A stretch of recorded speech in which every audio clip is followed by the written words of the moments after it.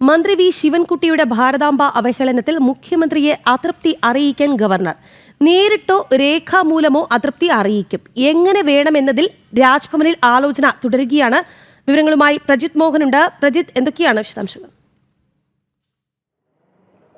രാഖി, മന്ത്രി വി ശിവൻകുട്ടി നടത്തിയിട്ടുള്ള ഭാരത് മാതാ അവഹേളനത്തിൽ കടുത്ത നിലപാടിലേക്ക് പോവുകയാണ് രാജ്ഭവൻ എന്നുള്ളതാണ്. കാരണം ഇനി നേരിട്ട് മുഖ്യമന്ത്രിയെ തന്നെ അതൃപ്തി അറിയിക്കുന്ന രീതിയിലേക്ക് കാര്യങ്ങൾ കൊണ്ടുപോവുകയാണ് രാജ്ഭവൻ. ആദ്യഘട്ടത്തിൽ, അതായത് ഇത്തരത്തിൽ അന്ന് ഈ സ്കൗട്ട് ആൻഡ് ഗൈഡ്സിൻ്റെ പരിപാടി നടക്കുമ്പോൾ സാധാരണഗതിയിൽ രാജ്ഭവനിലും ഗവർണറുടെ പരിപാടികളിലും പാലിക്കേണ്ട എല്ലാവിധമായിട്ടുള്ള മര്യാദകളും പ്രോട്ടോക്കോളുകളും ഒക്കെ ലംഘിച്ചുകൊണ്ട് മന്ത്രി വി ശിവൻകുട്ടി പരിപാടിക്കിടയിൽ നിന്ന് ഗവർണർ വേദിയിലിരിക്കുമ്പോൾ ഇറങ്ങിപ്പോയ ആ സമീപനത്തെ വലിയ രീതിയിലുള്ളൊരു ഗൗരവത്തോടെ തന്നെയാണ് രാജ്ഭവൻ കാണുന്നത്.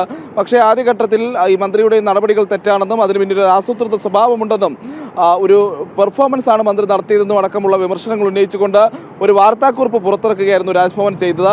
തൽക്കാലം ഇത് മതി, സർക്കാരിന് ഏതെങ്കിലും രീതിയിൽ പ്രതിഷേധം അറിയിക്കുന്നതിലേക്ക് പോകുന്നില്ല എന്നുള്ളതായിരുന്നു രാജ്ഭവന്റെ നിലപാട്. എന്നാൽ മന്ത്രിയാകട്ടെ തുടർച്ചയായി വാർത്താ സമ്മേളനങ്ങൾ വിളിച്ചുകൊണ്ട് രാജ്ഭവനെയും ഗവർണറെയും ഒക്കെ അവഹേളിക്കുന്ന രീതിയിലുള്ള പരാമർശങ്ങൾ തുടർന്നുകൊണ്ടിരുന്നു. അതോടൊപ്പം തന്നെ ഭാരതമാതാവിനെയും അവഹേളിക്കുന്ന സമീപനം അദ്ദേഹം ആവർത്തിച്ചു.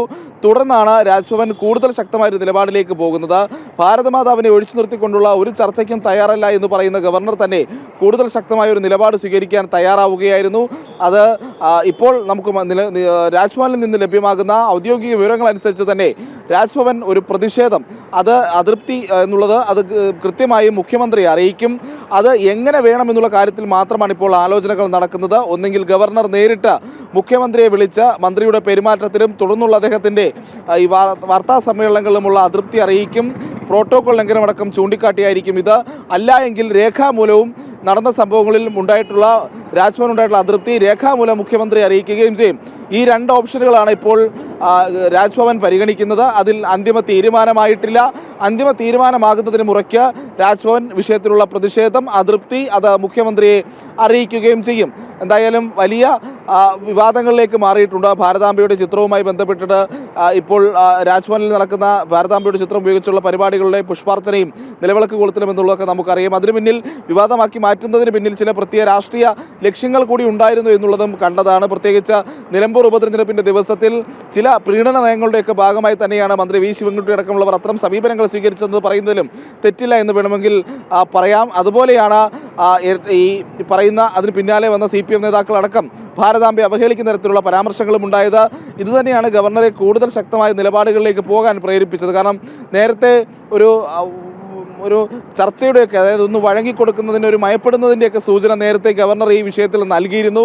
അതിന് പിന്നാലെയാണ് മന്ത്രിയുടെ ഭാഗത്ത് നിന്ന് ഇത്തരം ഒരു സമീപനം ഉണ്ടാകുന്നത്. ഇതാണ് കൂടുതൽ ഒരു ശക്തമായ നിലപാടിലേക്ക്, അല്ലെങ്കിൽ കൂടുതൽ ഒരു അതൃപ്തിയിലേക്ക് ഗവർണറെ നയിച്ചത് എന്നുള്ളതാണ്. അതുകൊണ്ട് തന്നെ ഇനിയുള്ള ദിവസങ്ങളിൽ രാജ്ഭവനിൽ നിന്ന് ഭാരതാംബയുടെ ചിത്രമോ നിലവിളക്ക് കൊളുത്തുന്ന രീതിയോ ഉപേക്ഷിക്കില്ല എന്നൊരു സമീപനത്തിലേക്ക് ഗവർണർ പോകുന്ന കാര്യം ജനൻ ടിവിയാണ് ആദ്യം റിപ്പോർട്ട് ചെയ്തത്.